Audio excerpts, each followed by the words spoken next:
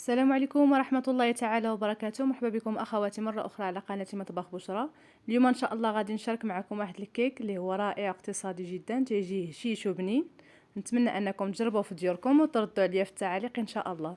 ودابا بلا ما نطول عليكم أخواتي غنمروا دابا للطريقة والمقادير إن شاء الله. عندي هنا في المقادير عندي 3 البيضات درجة حرارة المطبخ، عندي هنا غبرة ديال الكاكاو، كاس ديال الحليب بارد، كاس ديال سكر حبيبات، كاس ديال الزيت نباتيه، عندي هنا 2 خمارات حمرين وساشي ديال الفاني، وهنا طحين النوعيه الجيده. دابا غادي نهز واحد الاناء وغادي نبدا ان شاء الله بالطريقه. غادي نسبق دوك 3 البيضات نهرسهم في داك المول،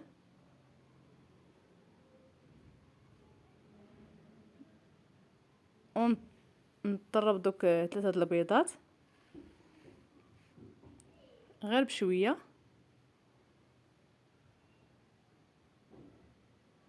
الكيك دغيا دغيا تيوجد، نضيف عليه داك كاس ديال سكر حبيبات، كاس ديال العنبه، نضيف عليه كاس ديال الزيت، وغادي نضيف كاع السوائل، نضيف كاس ديال الحليب، ومن بعد غادي نضيف داك الساشي ديال الفاني، نضيفه على الخليط، نخلطوا العناصر مزيان. ندير هنا شويه الملحه، قبصه ديال الملحه لتصحيح الذوق، وغادي نبدا نخلط المكونات مزيان. ممكن انكم تستعملوا الفوي او لا تستعملوا الخلاط الكهربائي. نطرب هذاك البيض مع داك المكونات كاملين حتى يتجانسوا.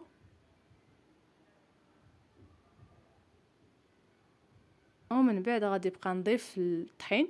انا هنا عندي كاس ديال العنبه، بقى نعبر معكم الطحين. غادي نضيف الكاس الاولاني. الطحين يكون من النوعيه الجيده، كاين الطحين اللي كيتشرب وكاين اللي ما كيتشربش. غنضيف الكاس الثاني. هنا الطحين راني غربلته من قبل. نضيف دوك 2 ساشيات ديال الخميره،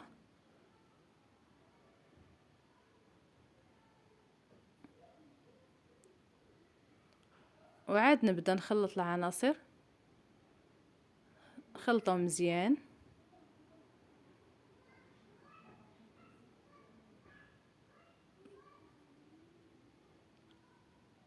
ودابا فاش خلطت غادي نهز تقريبا شي 3 المعالق ديال داك الخليط، نديرو في واحد الكاس صغير عاوتاني، كاس ديال العنبه.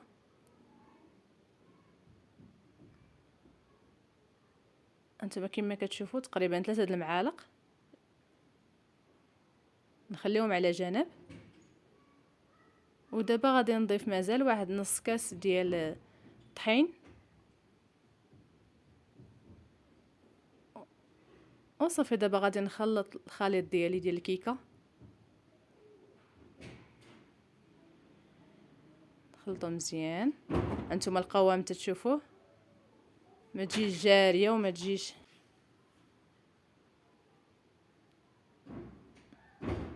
لا كثرتو الطحين، راه غادي تجي مدقسه ومعجنه من الداخل. دابا داك الكاس اللي احتفظت به على جنب غادي نضيف عليه واحد المعلقه صغيره ديال غبره الكاكاو.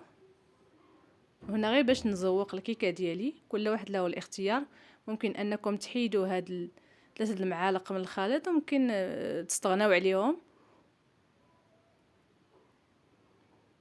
الا شفتوها ثقيله زيدوا ليها شويه د الحليب. دابا غادي نهز المول فاش غندير الكيكه ديالي، المول داير العادي. ودابا على بركه الله غادي نخوي الخليط ديالي في المول.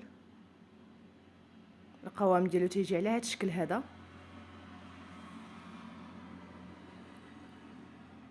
وداك نص كاس اللي درنا فيه الغبره ديال الكاكاو راني خويته هنا في واحد البلاستيك وتقبضوا بواحد الكيردون. ودابا غادي نبدا نزوق به الكيكه ديالي من الفوق. هادشي غير اختياري، واللي بغى يخليها حتى طيب ويزينها ماشي مشكل. دابا راني شعلت على الفران ديالي تسخن مزيان، ندخل الكيكه ديالي تطيب على خاطرها على نار مهيله، ونتلاقاو باش نشوفوا الشكل النهائي ديال الكيك ديالنا.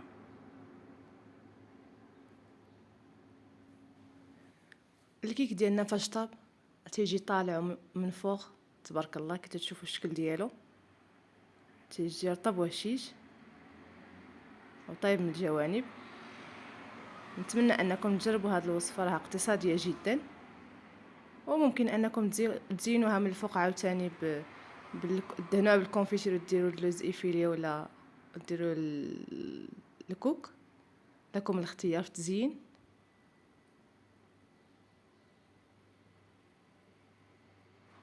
وبلا ما تنسوني اخواتي تدعموني باللايك ديالكم وتعليقكم الزوينه، ونتلاقاو ان شاء الله في وصفه جديده ونهار جديد ان شاء الله.